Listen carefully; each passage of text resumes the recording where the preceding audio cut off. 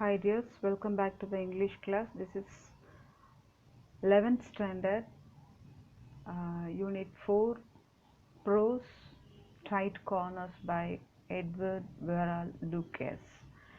Here we are going to see the part 2 of the story. We have listened the part 1 in the previous video. In that we have seen that இந்த author வந்து ஒரு action sale அங்கே போகிறாரு. அங்கே போயிட்டு சும்மா just for ஃபன்னுக்கு அந்த ஆக்ஷனை பார்த்து நம்மளும் ஒன்று சொல்லலாம்னு சொல்லிட்டு 4015 சொன்னார். அதுக்கப்புறம் யாருமே சொல்லாமல் அவருடைய அதுக்கப்புறம் எல்லாரும் சைலன்ஸ் ஆகிட்டாங்க. அந்த ஹேமரும் ஃபெல் ஆயிடுச்சு, அதில் மாட்டிக்கிட்டார் அப்படின்றத நம்ம பார்த்தோம்ல. அவரோட ஃப்ரெண்டு கூட அவரை விட்டுட்டு ஓடிட்டார், எப்படியா தப்பிச்சுக்கோ அப்படின்னு சொல்லிட்டு அவர் அங்கே போய் சிரிக்கிறதுக்குன்னு போகிறார். Stunned and dazed as I was, I pulled myself together sufficiently to hand my card nonchalantly to the clerk who came for the millionaire collector's name, and then I set to pondering on the problem what to do next. Stunned and dazed. ஒரே stun ஆயிட்டார், அப்படியே shock ஆகி பிரமிச்சு போயிருக்கிறது. And test means ஒரே பார்வையாக பார்த்துட்டு இருக்கிறது, ஒரே இடத்த ஷேர் பண்ணுறது. As I was I pulled my self together sufficiently to hand my card. அங்கே ஒரு ரெட் கார்டு கொண்டு போய் கிளர்க்கு கிட்ட கொடுக்கணுமே, அதை கொண்டு போய் கொடுக்குறாரு. நான் சேலண்ட்லி மீன்ஸ் கூலி, அதாவது அன்கன்சர்ன்லி, அதை ஒரு கரிசனையை காட்டாமல் அதை கொண்டு போய் கொடுக்குறாரு to the clerk who came for the millionaire collector's name. And then I said to pondering on the problem what to do next. அந்த கார்டை கொடுத்துட்டு நம்ம அடுத்து என்ன செய்யலாம், பாண்டரிங் மீன்ஸ் திங்கிங் ஓவர், இந்த இவ்வளோ மணியை வந்து எப்படி நம்ம பெரட்டலாம், எப்படி கொடுக்கறது அப்படின்னு சொல்லி அதை பற்றி சிந்திக்க ஆரம்பித்தார். Picture after picture was put up and sold but I saw none of them. அதுக்கப்புறம் நிறைய பிக்சரை போடுறாங்க அந்த ஆப்ஷனில், அதெல்லாம் ஒன்றும் அவர் பார்க்கல. I was running over the names of uncles and other persons from whom it might be possible to borrow but wasn't. ஆனால் அவங்களுடைய அங்கிள்ஸ், பெரியப்பா, சித்தப்பா, மாமா இவங்கெல்லாம் யோசித்து பார்க்குறாரு. அண்ட் அதர் பர்சன்ஸ், ஃப்ரெண்ட்ஸு, அவர் தெரிஞ்சவங்க, இதெல்லாம் யோசித்து பார்த்து இவங்ககிட்ட யார்கிட்ட நம்ம இந்த 4050 கினீஸை கடன் வாங்கலாம்னு சொல்லி பார்க்குறாரு. But wasn't. Wondering if the money lenders who talk so glibly about note of hand only really mean it. So note of ஹேண்டுன்றது promissory note.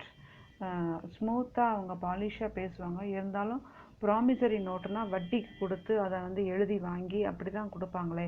ஸ்பெக்குலேட்டிங் on the possibility of confusing my poverty to one of Christie's staff and having the picture put up again.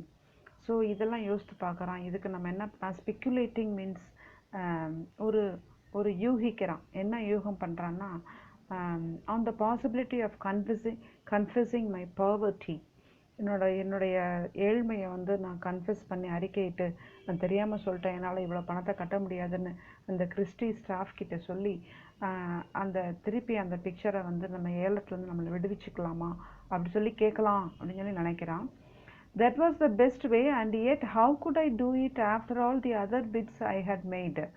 இது இந்த இது நல்ல வழி தான், இருந்தாலும் இத்தனை bits, நிறைய பிக்சர் ஆஃப்டர் பிக்சர் போட்டு முடிச்சுட்டாங்க, அது வரைக்கும் கம்முன்னு இருந்துட்டு இப்போ போய் எப்படி கேட்குறது அப்படின்னு யோசிக்கிறான். The staff looked so prosperous and unsympathetic. அந்த ஸ்டாஃப் வேறு பார்க்குறதுக்கு ரொம்ப பணக்காரர், ரொம்ப ப்ராஸ்பரஸ். அவர் அன்சிம்பத்தட்டிக்னா இந்த மாதிரி கேட்குறதுக்கெலாம் அவர் ஒரு கன்சர்னாக இறக்கப்பட்டுக்கிட்டு காமிச்சு ஓகே பரவாயில்ல அப்படின்னு சொல்லிலாம் சொல்லாத மாதிரி அவர் பார்க்குறது இருக்கிறாரு. And no one would believe it was a mistake. யாரும் தெரியாமல் செஞ்சுட்டேன்றதை யாரும் நம்ப மாட்டாங்க. A genuine mistake of such a kind would have been rectified at once. அப்படி ஒரு தவறாக நான் இதை கேட்டிருந்தேன்னா அதை சொல்லும்போது ஐயோ தெரியாமல் சொல்லிட்டேன், நான் கிடையாதுன்னு சொல்லி உடனே ரெக்டிஃபை பண்ணியிருக்கணும். அதையும் செய்யலை. Meanwhile, the sale came to an end and I stood on the outskirts of the little knot of buyers around the desk who were writing checks and giving instructions. மீன்வைல்னா அதே சமயத்தில் அந்த சேல் வந்து முடிஞ்சிருச்சு. Picture after picture போட்டாங்க, ஒவ்வொருத்தங்களாம் ஏலத்துக்கு எடுத்து எல்லாம் முடிஞ்சிச்சு. And I stood on the outskirts of the little knot of buyers. Knot means group of buyers. நிறைய பேர் யார் யார் ஏலத்துக்கு அவங்கவுங்க அந்த பேமெண்ட்டை கொடுக்க போகிறாங்களோ அவங்கெல்லாம் ஒரு குரூப் ஆஃப் பையர்ஸ் டெஸ்க்கை சுற்றி நிற்கிறாங்க. செக்கெல்லாம் எழுதி அந்த இன்ஸ்ட்ரக்ஷன்லாம் அவங்க கொடுத்துட்ருக்குறாங்க. Naturally I prefer to be the last. எப்போ நம்ம லாஸ்ட் பண்ணாலே போதும், நம்மளால் எப்படி பணத்தை கொடுக்க முடியும் அப்படின்னு யோசிக்கிறார். It was there that I was join by my friend. So அந்த க்யூவில் இவர் லாஸ்ட்டாக நிற்கிறாரு. அங்கே தான் அவர் ஃப்ரெண்டை திருப்பியும் ஜாயின் பண்ணுறாரு. But only for a moment. ஒரு நிமிஷம், ஒரு மொமெண்ட் தான் அவங்க ஃப்ரெண்டை பார்க்க முடிஞ்சிச்சு. For an a look at my face he rammed his handkerchief in his mouth and again disappeared. So இவர் இந்த ஆத்தரை பார்க்கும்போதெல்லாம் அவரோட ஃப்ரெண்டுக்கு ஒரே சிரிப்பாக வருது. அவர் ஹேண்ட்கர்ச்சீஃபில் அவருடைய ஃபேஸை வந்து ஹைட் பண்ணிக்கிட்டு அந்த இடத்த விட்டு டிஸப்பியர் ஆகி போயிடுறாரு. Alone I was to dree this awful weird. தனியாக மாட்டிக்கிட்டாரு. To dree this awful weird. This phrase is old English. This means to put up with one's fate. நம்ம தலை விதி என்ன செய்கிறது, நம்ம இதை வந்து சரி பண்ணித்தான் ஆகணும் அப்படின்னு சொல்லி தனியாக மாட்டிக்கிட்டு அவருடைய தலை விதியை வந்து நொந்துக்கிறார். I have never felt such a fool or had colder feet in all my life. இப்படி ஒரு முட்டாள்தனமாக நான் வந்து ஒரு கோல்டர் ஃபீட்மா ரொம்ப நர்வஸாக நான் என்னோடய லைஃப்பில் இது மாதிரி நடந்துக்கிட்டதே கிடையாது. I believe I should have welcomed a firing party. இப்போ ஃபயரிங் பார்ட்டின்றது it is a group of soldiers to fire at a funeral. அல்லது group of soldiers detailed to shoot to death someone so sentenced by a military court. military courtல வந்து ஒரு group of soldiers வந்து fire பண்ண சொல்லுவாங்க. Fire him அப்படின்னு சொல்லுவாங்க. அப்படி என்னை யாராவது ஃபயர் பண்ணால் கூட நான் பரவாயில்ல, நான் அதை வெல்கம் பண்ணுவேன், சாக கூட நான் ரெடி அப்படி சொல்கிறான். ஸோ அந்த மாதிரி ஒரு மென்டல் டைட் கார்னர்ஸில் சிக்கியிருக்கிறாரு author. And then the unexpected happened. அப்புறம் பார்த்தீங்கன்னா ஒரு எதிர்பாராத ஒன்று நடந்துச்சு. And I realise that a career of rectitude sometimes has rewards beyond the mere consciousness of virtue. Rectitude means honesty or good behavior.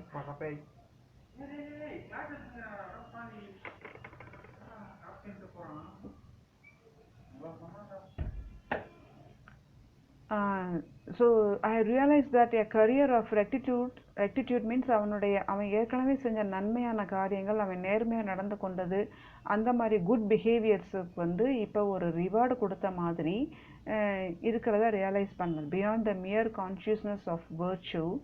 A voice at my ear suddenly said, அவர் காது கிட்ட ஒருத்தர் வந்து ஏதோ ஒன்று சொல்கிறாரு. beg pardon sir, but was you the gent that bought the big Daubigny? அப்படின்னு கேட்குறாரு. Daubigny, the pronunciation is Daubigny. Okay, அவர் வந்து சார், அதாவது பேர்டன்னா சாரி கேட்குறது, பெக் பேர்டன், உங்களை ரொம்ப சாரி கேட்குறேன் சார். இந்த டூபிக்னி பிக்சரை, டூபிக்னி மீன்ஸ் ஃப்ரெஞ்ச் லேண்ட்ஸ்கேப் பெயிண்டர். அந்த டூபிக்னின்றவர் ஒரு பெயிண்டர். அவர் வந்து ஃப்ரெஞ்சு லேண்ட்ஸ்கேப்பெல்லாம் வந்து அழகழகாக வரைவார். This also you can surf through the net and you can search these pictures, Daubigny pictures. This is the painter Charles Francois Daubigny. Okay, this you have to pronounce it as Daubigny. I admitted it. Yes, I only அப்படின்னு சொல்கிறார். அந்த பிக்சரை நீங்கள் தானே ஏலத்துக்கு எடுத்துக்கிட்டீங்க. S, ஐ அட்மிட்டட்னா ஆமாம் நான் எஸ்ன்னு சொன்னேன். Well, the gent who offered 4,000 guineas wants to know if you will take 50 guineas for your bid. அப்படி சொல்கிறாரு. நீங்கள் வந்து 4,015 சொல்லி ஏலத்துக்கு எடுத்து நீங்கள் அதில் உங்களோட நின்றுச்சு இல்லையா, உங்களுக்கு முன்னாடி 4,000 கினீஸ்ன்னு சொல்லி ஏலம் விட்டாரே, அவர் வந்து ஒரு 50 கினீஸ் உங்களுக்கு இப்போ கொடுக்குறாராம், நீங்கள் அதை விட்டு கொடுத்துட்றீங்களா அப்படின்னு சொல்லி கேட்குறான் அவரோட servant. If ever a messenger of the high gods wore a green baize apron and spoke in husky cockney tones, this was he. அப்பா எனக்கு இப்படி வந்து சொன்னது ஒரு மெசேஞ்சர், கடவுள்கிட்ட இருந்து ஒரு தூதுவன் வந்து, base means here green base அப்படின்றது, sorry, here it is given in your book itself, see there, base is a coarse woolen material. ஒரு dress green base apron, அந்த woolen material போட்டுக்கிட்டு, and spoke in husky cockney tones means அதனுடைய eastern accent, eastern லண்டனோட ஆக்சென்ட்டில் பேசுகிற மாதிரி அவருக்கு அப்படியே ஒரு சூப்பராக இருந்துச்சு அவர் கேட்டது. I could have embraced him and wept for joy. அவர் அப்படியே கட்டி பிடிச்சி ஆற தழுவி அழனும் போலன்னு எனக்கு தோணுச்சு. would I take 50 guineas? Why I would have taken 50 farthings. 50 guineas விட farthings வந்து கம்மி. 50 farthings கொடுத்தா கூட நான் இதை விட்டு கொடுத்துருவேனேன்னு மனசுக்குள்ளே நினைக்கிறான். பட் அந்த நேரத்துலையும் சுதாரிச்சுக்கிட்ட, but how near the surface and ready even in the best of us is worldly guile. Worldly கைல்னா உலகத்தில் வந்து வஞ்சனையாக அல்லது டிசீவ் சீட் பண்ணக்கூடிய இந்த கன்னிங் வேர்ல்டில் we should also be a cunning அப்படின்னு சொல்லிட்டு, is that the most he would offer? I had the presence of mind to ask. சமயோசித புத்தின்னு சொல்லுவோம். அந்த presence of மைண்டில் என்ன கேட்குறாரு, அதோட கூட அவர் ஆஃபர் பண்ணால் நான் விட்டு கொடுத்துடலாம் அப்படின்னு சொல்கிறான். It's not for me to say, he replied. No harm in trying for a bit more, is there? Here, see here apostrophe is given here. No harm அப்படின்ற போது no harm. ஆமாம், கொஞ்சம் பிட்டை ஏற்றுறதுல ஒன்றும் தீமை ஆகாதே அப்படின்னு சொல்கிறாரு. It is not for me to say, இதை நான் சொல்ல முடியாது, அந்த ஓனர் சொல்லட்டும். டேக் ஹிம், ஐல் டேக் 100 ஐ செட். அப்போ சொல்கிறாரு, அண்ட் ஐ காட் இட். அப்போ இந்த ஆத்தர் சொல்கிறாரு, அவர்கிட்ட போய் சொல்லுங்கள், நான் 100 guineas கொடுத்தீங்கன்னா நான் இதை விட்டு கொடுத்துட்றேன் அப்படின்னு சொல்கிறாரு. அதாவது கீழே விழுந்தாலும் மீசையில் மண் ஓட்டலன்ற கதையில் இது சொல்கிறார். When I found my friend, I was laughing too, but he became grave at once on seeing the check. கடைசியில் and I got it. இப்போ இவருக்கு 100 guineas கிடச்சிருச்சு. இவர் 4050 guineasக்குன்னு சொன்ன அந்த ஏலத்தை 4000 guineasக்கு கேட்டவர் விட்டு கொடுக்குமாறு சொல்லி இவர்கிட்ட 100 guineas அதுக்கு வந்து ஒரு பிரைப் மாதிரி கொடுக்குறாரு, அதை விட்டு கொடுக்க சொல்லி. ஓகே, இப்போ இவருக்கு ஒரே சிரிப்பு வருது. when I found my friend, I was laughing too. இப்போ ஃப்ரெண்டை பார்க்குறாரு, ஆபத்துக்கு உதவாமல் ஓடி போன அந்த ஃப்ரெண்டை பார்க்குறாரு. இவர் சிரிக்கிறத பார்த்துட்டு ஃப்ரெண்டு வர்றாரு. But he became grave at once on seeing the check. அந்த செக்கில் 100 guineas இவர் வாங்கிக்கிற அந்த செக்கை பார்த்துட்டு he became grave means very serious or very shocked. Well, I'm hanged, he said. அங்கே ஹேங்க்டுனா தூக்கு மாட்டிட்டு சாகிறது கிடையாது. இங்கே உள்ள மீனிங் வந்து ஐ எம் கன்ஃபியூஸ்டு, இங்கே என்ன நடக்குதுன்னே ஒன்றும் புரியலையே. Well, I am confused of all the luck. Well, I am hanged. எல்லாம் லக்கு, உனக்கு கிடைச்சது பூரா லக்கில் நீ தப்பிச்சுக்கிட்ட அப்படின்னு சொல்கிறார். Then he said, don't forget that if it had not been for me, you would not have come into Christie's at all. நான் மட்டும் உன்னை இந்த ஆப்ஷன் சேல் ரூம்குள்ளே கூட்டிகிட்டு வராருன்னா உனக்கு இந்த மாதிரி ஒரு சான்ஸ் கிடச்சிருக்காது இல்லையா, அப்படி சொல்கிறான். ஐ shall never forget it, I set. Author சொல்கிறாரு, நான் இதை வாழ்நாளில் மறக்கவே முடியாது. It is indelibly branded in letters of fire on my heart. Indelibly means அது வந்து carved, அப்படியே அந்த ஹார்ட்டில் வந்து கத்தியை வச்சு குத்தி எழுதின மாதிரி, அக்கினி பொறியில். அதாவது இப்போ வந்து வீடு கட்டுறவங்களும் அவங்களுடைய பேரை வந்து கல்லில் அடித்து பொறிச்சு அதில் மாட்டுறாங்கல்ல, அது அழியாத லெட்டர்ஸாக இருக்கும். அந்த மாதிரி இந்த இந்த இந்த இந்த சம்பவத்தை வந்து என்னுடைய ஹார்ட்டில் fire of letters of fire, அக்கினியில் எழுத்துனால நான் வந்து பொறிச்சு வச்சுருக்கிறேன். My hair hasn't gone white, has it? என்னோட முடி இன்னும் வெள்ளையாகலை இல்லையா அப்படின்னு அர்த்தம்னா, he got returned from the mental tight corners. அந்த மென்டல் டைட் கார்னர்ஸ்லேருந்து ரிலீஃப் ஆயிட்டார் அப்படின்னு சொல்ல வர்றார். Okay, here he indirectly pointed out the selfishness of his friend. இப்போ as he deserted him at the crucial hours. இந்த இடத்துல பார்த்தீங்கன்னா இன்டெரக்ட்லி பாயிண்ட் அவுட் என்ன பண்ணுறாரு, இந்த க்ரூஷியல் ஹவர்ஸில் வந்து விட்டுட்டு போன அந்த ஃப்ரெண்டை வந்து இங்கே அவரோட செல்ஃபிஷ்னஸை சொல்கிறாரு. த narrator expressed that his hair had not gone white, he got relieved from his mental tight corner. இப்படி thus he was relieved from his mental tight corner. So from this story we have understood that whatever the critical situation we should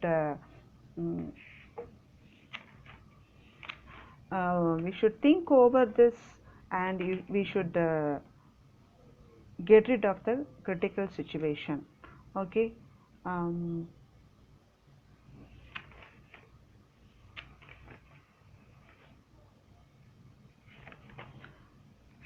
So from this story you have understood that here Lucas points out that the tight corners can be both mental as well as physical, but the mental tight corner is too much to bear. The story tells us how he was saved from humiliation by a sudden stroke of luck and relieved from a tight corner. கடைசியில் அவரோட luck also favored him, and his goodness, good behaviors, and his rectitude in his previous time helped him a lot. It's from God. So we have to do good things always. தர்மம் தலை காக்கும் சொல்லுவாங்க. So நம்ம செஞ்ச நல்லது அல்லது நம்ம செஞ்ச தர்மம் வந்து இந்த மாதிரி mental situation or physical critical சிச்சுவேஷனில் வந்து it can help us. Okay. You should write the homework here. Paragraph. Task 4, it is given at the back of your textbook. Look at this.